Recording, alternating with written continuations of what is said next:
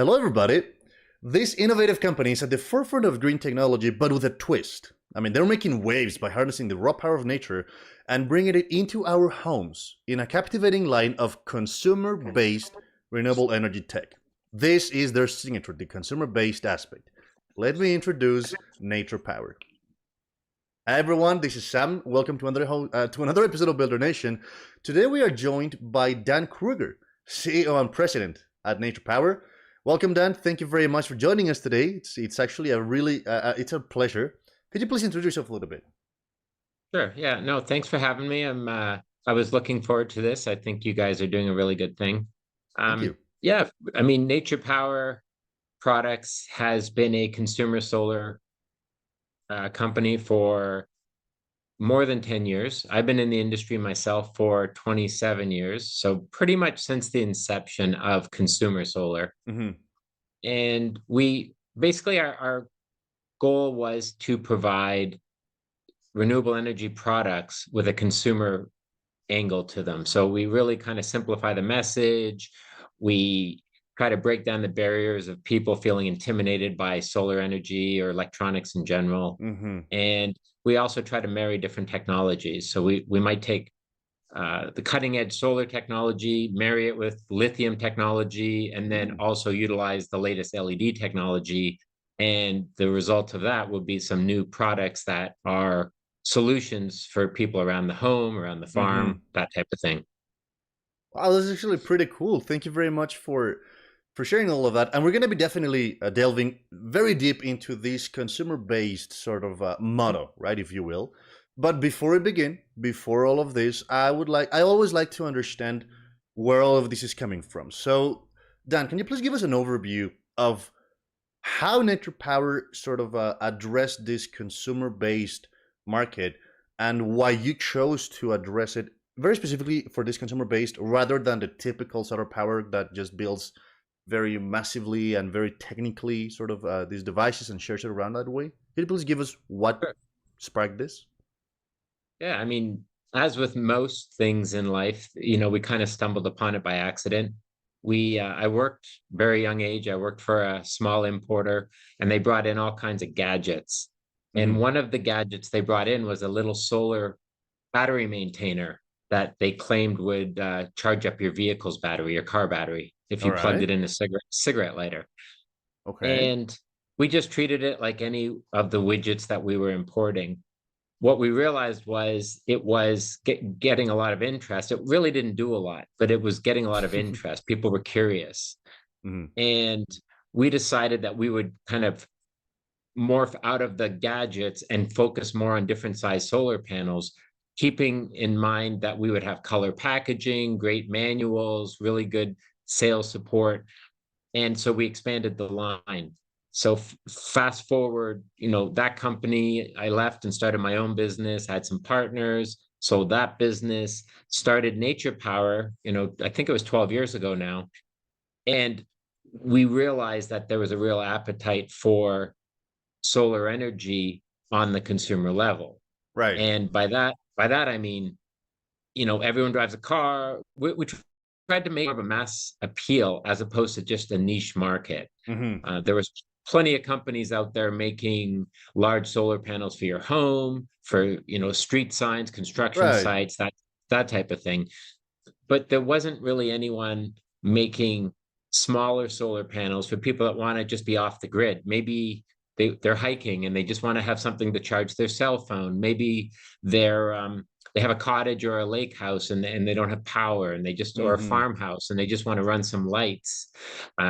Some people want emergency preparedness, a little bit bigger kit, but still consumer oriented, where they just said, hey, we get blackouts every 3 months because of storms. We'd like to have something to back up our refrigerator, that type of thing. So Right. we kind of that whole range.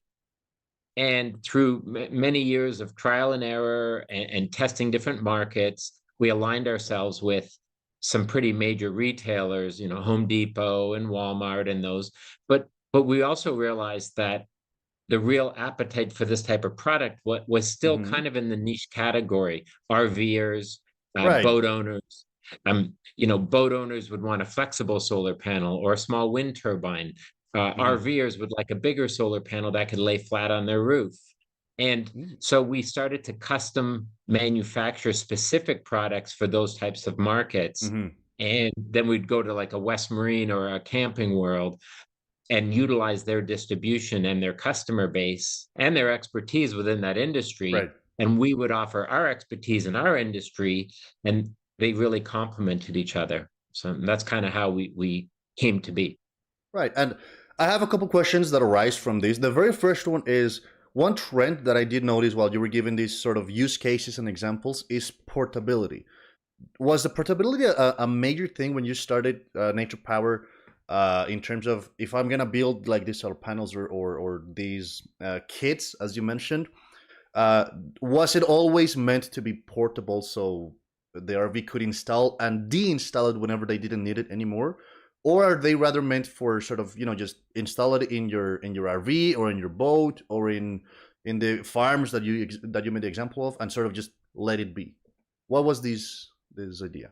I would say it certainly started out as portable being one of the main important features that we would offer, Mm, simply because it wasn't being marketed. It wasn't out on the market. And that's so we true. saw an opportunity, we saw an opening in the market. Um, More recently, efficiencies have increased with solar panels. Mm-hmm. Flexible technology and folding solar panels have increased in their performance and their quality. And so we continue to put a big focus on the portable side of things. But we also branch out a little bit more into smaller portable emergency power systems. So Mm-hmm. perhaps, for example, I think the biggest we go now is 800 watts. So Oh, that's 200 watts. So right. 4 200-watt solar panels. Mm-hmm. And then we include an inverter, we include all the cables and everything you can just plug and play. So that's kind of like Wow. a a main tagline that we've always utilized is when we sell something, it's plug and play. You don't need tools, Wow. you don't need electricians, you don't need permits. You simply take it out of the box. We include everything you need. So you also don't have to go buy a whole lot of Mm-hmm. different supplies. And you can be up and running in some cases in minutes. And Right. the wind turbines are a little bit bigger project, but in terms of anything solar, within half an hour, any of our products would be up and running. I have to say, I have never heard of a solar power like company or products that can be sort of do it yourself kind of project. Because I mean, coming from a solar company myself, I understand that typically the way this looks is you buy your solar panels, they make your quotation or whatever, and you need, I don't know, 20 panels, but then you need a whole crew of installers to go and do the whole electric installations and the inverters and everything. It's quite a project, and it can go on for days or weeks sometimes. Right. It's kind of amusing that you literally do these plug and play solutions for anybody to install. And this comes also with the question of how customizable can these solutions be? You mentioned that at the beginning, you started all of these projects as a as a custom order first, but then you have Yeah. migrated now to these sort of pre-installed kits and whatnot. How much customization can a person, if they want to buy it, can they expect from these products? Right. Well, the first part of your comments question, in terms of you haven't heard of someone doing this. I mean, essentially, when we came on the market, there were companies making solar garden lights, Hmm. little, you see them now at the dollar store Right, or Home right. Depot or Walmart, 10 of them for $15 or what have you. And so you've got that market. And then you've got the market that you were describing, which would be the residential or the And industrial right. solar. So we felt there was no one in between, Hmm. and we wanted to fill that void. And as a result, we don't try to be either of those. We don't want to be the disposable solar garden light Of course. company, and we're not trying to be the company that will outfit your home or your little HOA village with solar panels. We kind of picked our lane, and we never veered off of it. And Hmm. that's why we found success after so many years. It's a market where we only focus on off grid. So everything is pretty much 12 volts. Hmm. And so it's all battery running off Right, batteries. right. And then we include everything you need to get that power. So we create the power, obviously, with the solar panels or from the wind turbines, but then we convert the power with our power inverters. We include all the necessary cables, and then the customer themselves would use just a typical 12-volt battery, or nowadays more and more lithium batteries, and that would complete their system. The second part of your question, in terms of how modular are they, or how can people Mm-hmm. customize the system, that is actually the great thing about off-grid solar. You can start with a single, because let me just back up. Yeah. One of the most common questions we've had since day one, so 20 plus years of this, is what do I need for my system? Or I don't know what I need to buy. And so the messaging on our packaging and our website and our customer service and tech support is always trying to help answer that question. And you can only answer that question in a general way, Right. because everybody has a different amount of light and sunlight, and everyone's trying to run different things. Mm-hmm. So, but you can do a pretty good job generalizing. And you know that a little 2-watt solar panel is not going to run air conditioning, for example. Or you know Right. that 800 watts of solar are not necessary to run a light. So you can make some generalizations. Mm-hmm. But what we do is we make the entry level package very affordable, and then we pave the way to simply add panels, or add a bigger inverter, or add a second battery, or a battery bank Oh. if you want. And that way people aren't buying something, falling in love with it, having to either throw it out or sell it or not use it, and buy a bigger one, and then buy a bigger one. Like, we're not in the Mm-hmm. business of selling someone the same thing 3 times. Right. We're in, No. we're in the business of selling someone a starter kit, and then helping them expand the kit as they feel necessary, if they feel necessary. And do you accompany them during their journey, sort of discovering exactly what they need, or how much output or power they need for their needs to meet their needs? So a lot of times, yes. Mm. Because we partner with large retailers, the Home Depots and Camping Yeah, Worlds of the it's world, hard. we don't always have direct contact with the end user, Mm-hmm. and that always makes it challenging.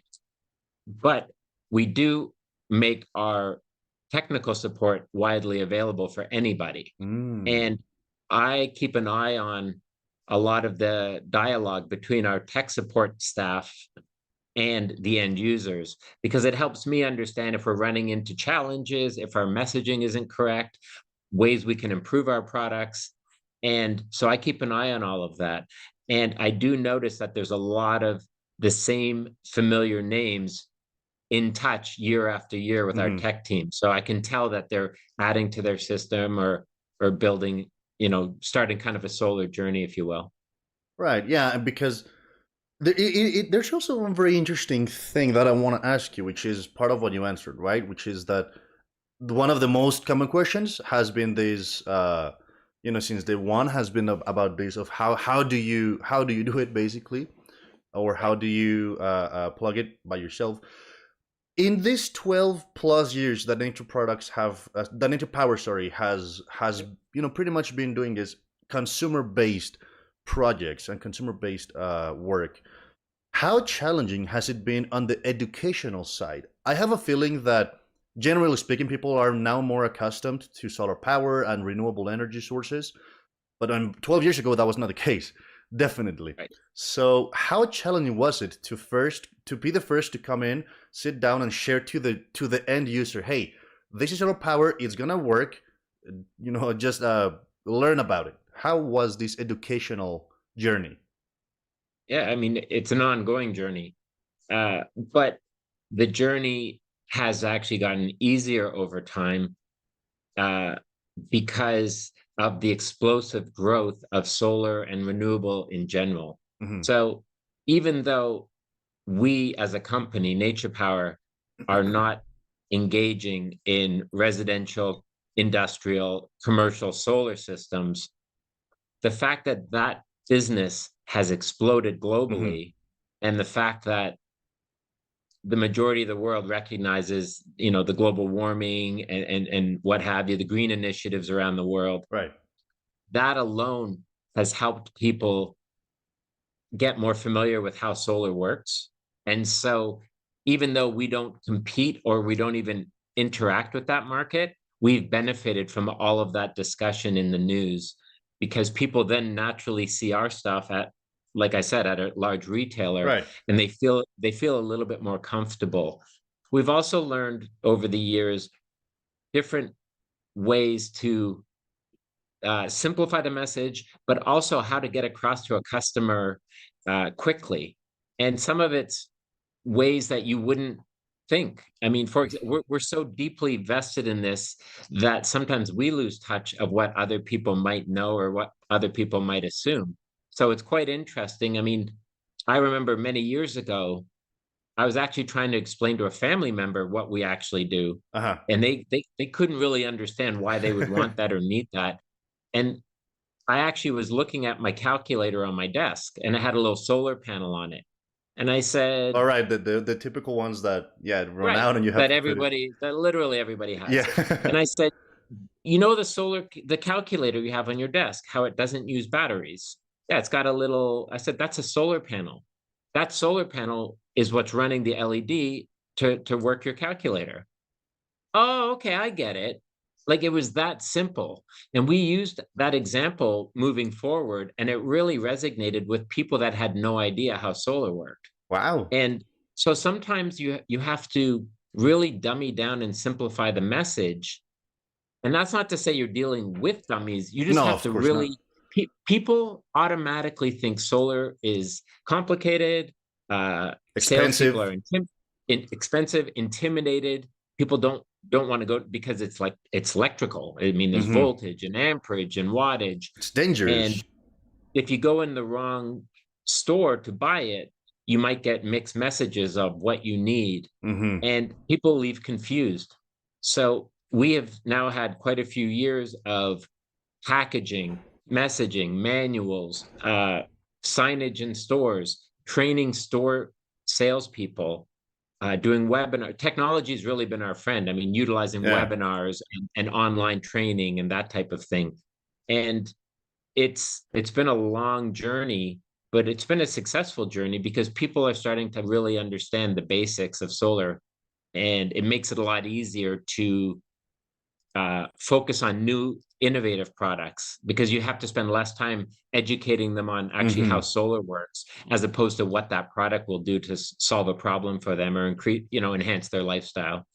Right, and that is something that I do believe is partially, thank you partially to what you said, to this technology, these webinars, this broad information available out there. Anybody can nowadays just go into YouTube, for example, watch a video on how solar works, which I believe is very useful. So thank you Yep. for that answer. It actually was pretty cool. Now, moving a little into this tech side of what you do, I'm very curious because on your website you have, you have this sort of section that says your products, right? And Mhm. if you go a little bit into sort of these these additional services and products and sort of the more specific ones, there is one part that says briefcase solar kits, right? Which is essentially what you mentioned about these kits that you can just take, I don't know, with a hiking or something, right? Mhm. How difficult was it to go from something as general as a solar panel and mold it into these very specific and very sort of condensed but efficient kits, as these briefcase, as the folding panels, as the power kits, etc.? How was this R&D journey? Like, nothing is kind of as it seems. For example, initially I wasn't behind the initial launch of that product. Hmm. As with a lot of our products, one of our customers, actually Camping World, Hmm. had given us the idea that we should do a briefcase style solar panel. Hmm. And this is a great lesson in don't always think you understand someone else's market. I thought personally that RVers want flat solar panels, they want to put them on their roof, and that's what they want. Hmm. And to a large extent, that is what they want. However, as with every industry, it's ongoing, it's changing, it's fluid.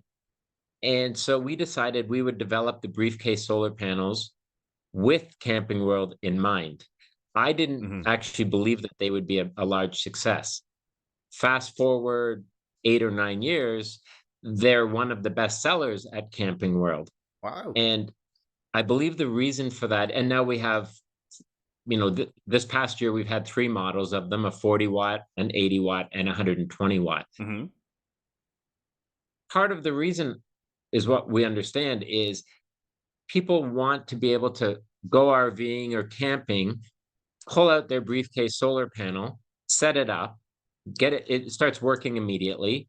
But then 3 days, 4 days, a week later, when they're done camping or RVing, they want to be able to fold it up, store it under their storage in their bed or whatever, and use it the next time they want to use it. They don't actually need to use it year round. And Right. it this is kind of the story of our product mix and how it's morphed into new products, because that we started with one model, we added two after we saw the success of those. And once we realized that that was a very viable category for us, we then launched a soft-sided briefcase, because the Mm. hard-sided briefcase panels do very well with a specific market, but they're Right. still a little bit too heavy if you're a hiker or a backpacker. So we thought, well, what if we do the same concept, but we use thin film flexible solar panels with a soft-sided case. So it greatly reduces the weight by about Wow. 75%. It's very portable. You can fold it. And sure enough, we're finding great success with those as well.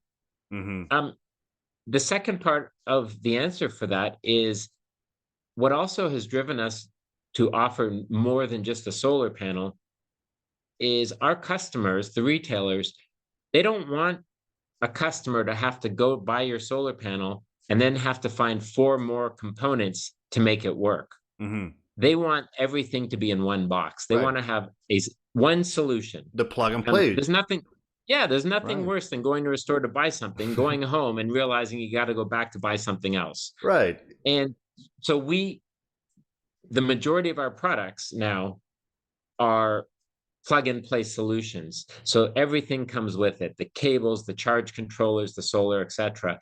And that works very well at retail. It works really well with customer satisfaction. And then we also offer just the solar panels for people that want to add on to their kits, as we discussed earlier. Hmm. Wow.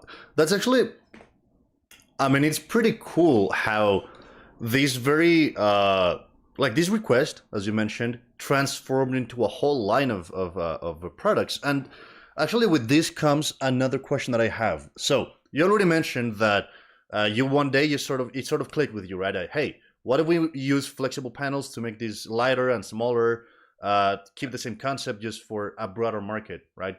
So my question here is, whenever new tech emerges, right, it sort Yep. of makes this boom. How do you embrace it? How do you see it for the first time and say, this could work potentially with this application or with this system or with this or as an extension of maybe this kit, for example? How do you sort of brainstorm these new tech emerging to really make the best of it? I mean, that's a good question. It's kind of less exciting than you might hope. It seems like every time we internally develop new products that we feel are going to be great solutions or great sellers in the market, it Hmm. doesn't always turn out that way. We found over the years that listening to uh, the customer could be the end user indirectly. Right. It could be the retailer.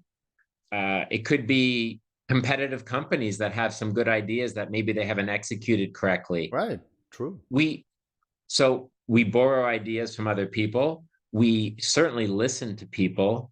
And for example, I'm not an avid hiker, but I'll listen to hikers because they know what they want when they're out in the Of wilderness. course. Because I might think 4 pounds is perfectly fine to go hiking with, and they might say, no, no one's going to travel with a 4 pound solar panel. So it's important to listen. And what we do is we collect a lot of information. We do a lot of initial kind of market studies, but before we actually launch a product, we test it for months and months. Believe it or not, sometimes into like close to a year, we'll Wow. test products because there's nothing worse than buying something that doesn't do what it's supposed to do. I And agree. Yeah.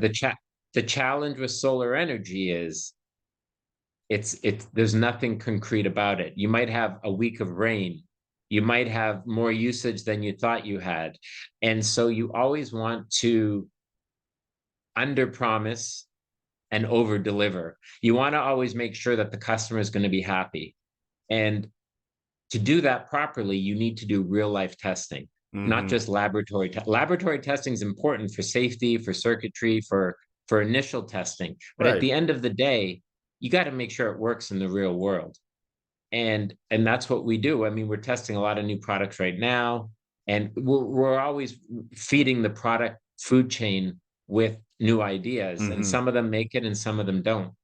And there's a lot of moving parts. It's the solar is just, believe it or not, it's sometimes a smaller part.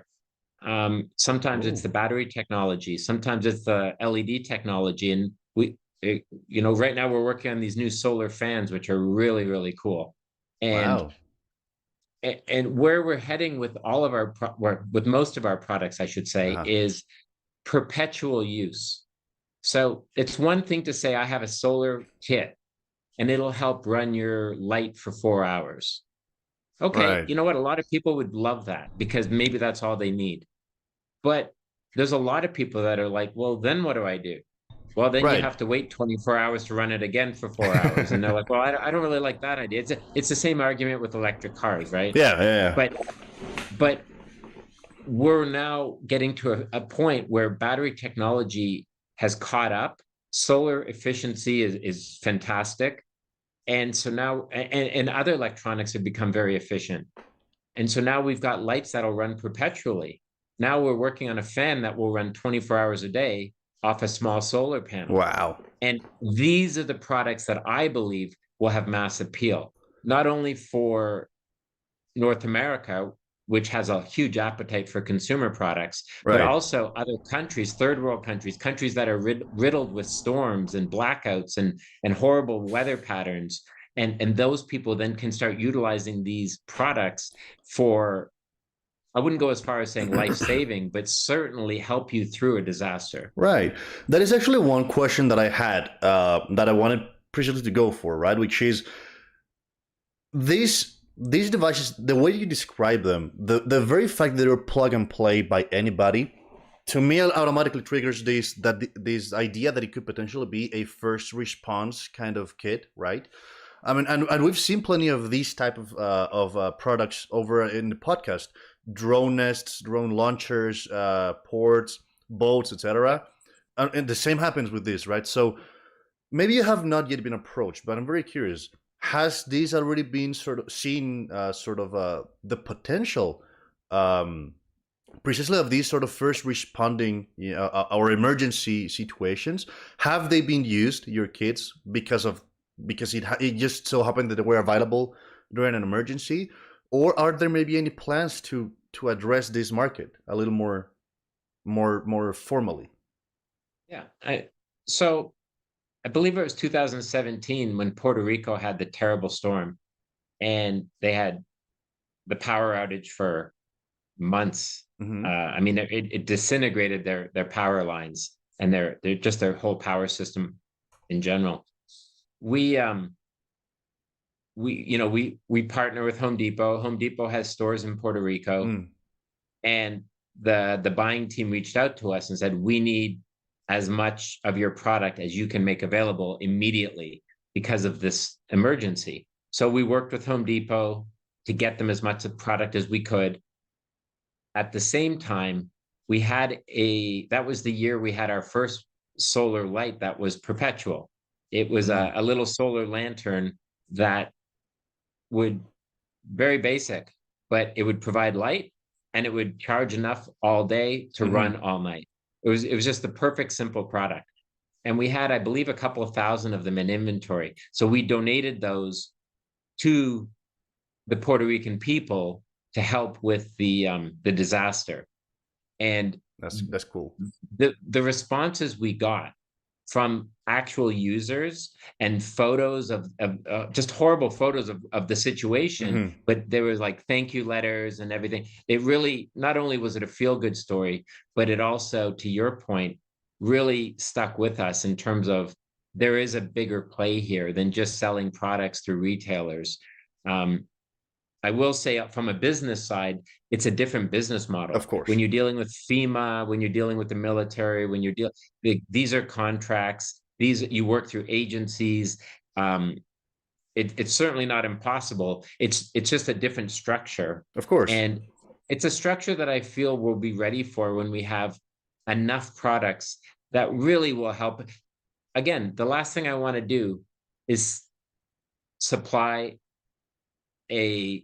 an area that's really in need of power, not just for lifestyle, but for literally sometimes survival, that I believe won't actually do the job.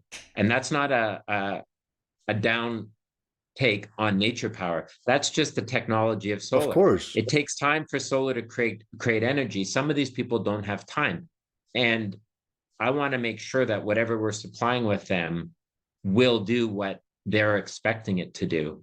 And like I said, the line of solar fans we'll be launching in 2024, that is something that we will take to those areas, because that for sure is going to be a great solution. Wow, that is, I mean, that is worthy of an applause. It's very warming in a way to know that there are so many companies out there doing incredible tech that anybody can buy, but that also are being used when they're needed the most. So that I congratulate you for. It is very, very cool.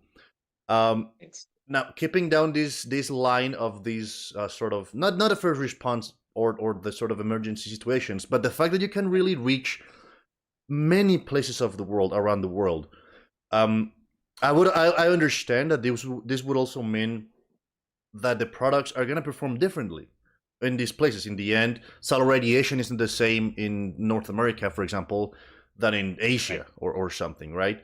Yep. So how do you address this? Is this something that currently not on the radar for Nature Power, or do you already address this, saying, hey, if you're going to buy this to use in some other place, keep in mind that it's going to be performing differently? Is this something that you take part of? I wouldn't say we focus too much on that. I would say more that we tend to slightly underrate our products. For example, and part of that is by circumstance. It's not by choice. And I'll explain that. 5 years ago, a 12-inch by 12-inch solar panel might be 10 watts of solar at 12 volts. Now, a 12-inch by 12-inch solar panel might be 14 watts of solar panel. So the efficiency of the solar cells has increased. The technology has really helped the efficiency. When you're selling at retail, you cannot keep changing the product you're selling them every week when you ship them product. They need some consistency, right? Like Apple doesn't have an Apple 400, right? They have an Apple 15 because they can't just keep changing it every 10 minutes. So we end up having to ship products that are actually more efficient than we promote them as, just because we happen to be making more efficient solar cells in this day and age. We also want to make sure that a customer, when they get it and they're testing it, it tests to what the spec is and not 40% lower. So we kind of build in a buffer. And our international business is much smaller currently than our domestic business, but we do sell into other countries. We also utilize amorphous technology, thin film, which we tend to use more in regions where they don't get as much sunlight, because it works better in low light conditions than crystalline does. So we also pick and choose what type of products we ship to which geographical regions. Oh, that's very clever. I didn't really expect that answer, but It's definitely better than what I expected. Thank you very much for It's sharing that. It's also really cool to know that there are products out there that might be advertised at 10 watts, but are really 14. It's kind of like this happy surprise, right? In the end, for a consumer, of course, it's really cool. Now I know that we are getting into the final part of our interview. I just have a just two final questions, right? Because I want to poke your CEO part of all this, right? In the end, you're an entrepreneur. You have this incredible record, right? This journey that you have followed.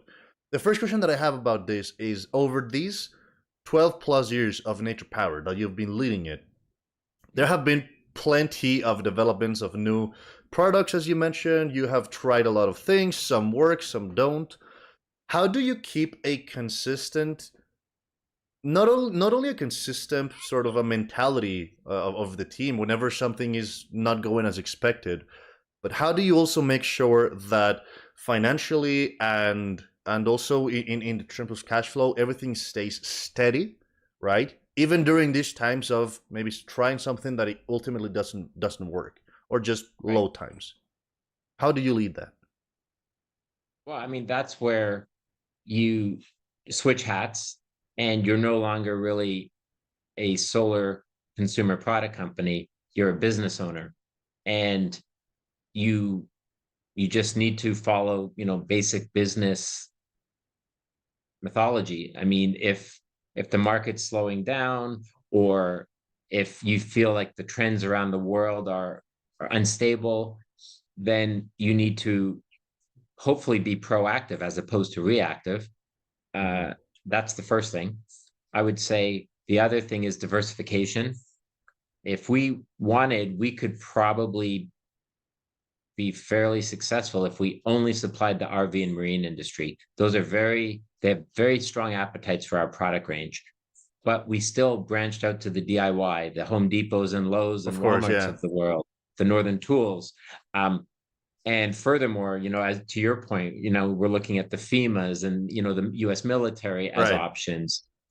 We make products for a lot of large companies that you're familiar with. A lot of brands that you see in the stores, there are products. We make them for other people. And because we're known in the industry as a solid supplier and a manufacturer. Mm-hmm. And all of those areas help diversify. So one of those areas might be struggling, whereas another one of those areas might be prospering. So it all Yeah. kind of balances out. We've also got a great team. Our team has been with us.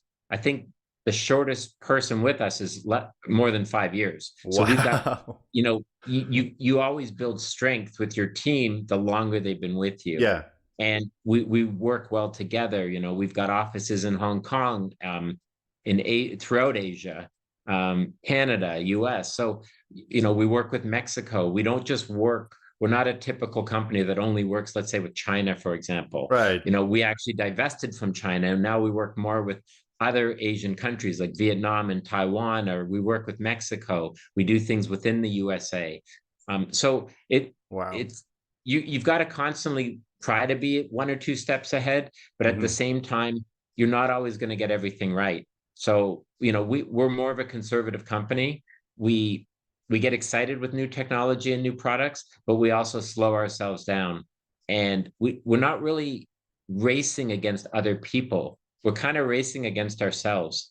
And as a result, we have the flexibility and freedom to take our time, make sure the product's good quality, make sure that the market's going to receive it well, and launch it at a slower pace time, other than speed to market and just try to fill the market with products and hope for the best. Wow, that's a very cool answer. I appreciate that a lot. In the end, it is what you mentioned, right? I believe that the key is that you always try to stay two steps ahead, right?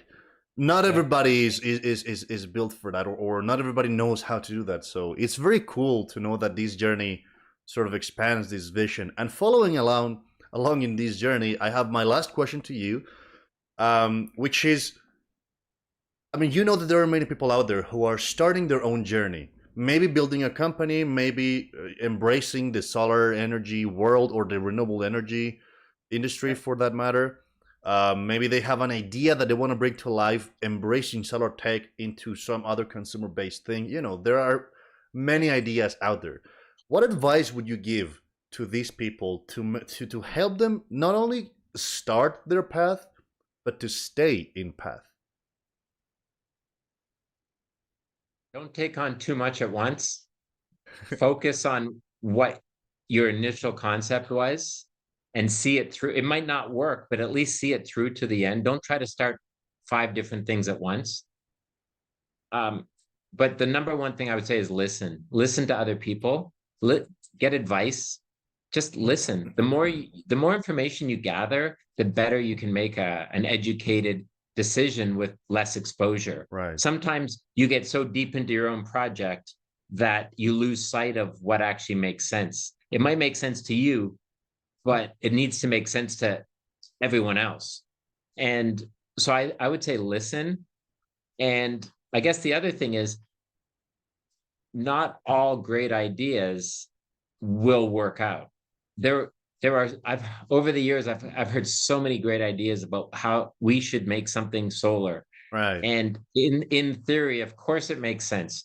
Why wouldn't a Tesla just run off solar panels? Like it's brilliant, right?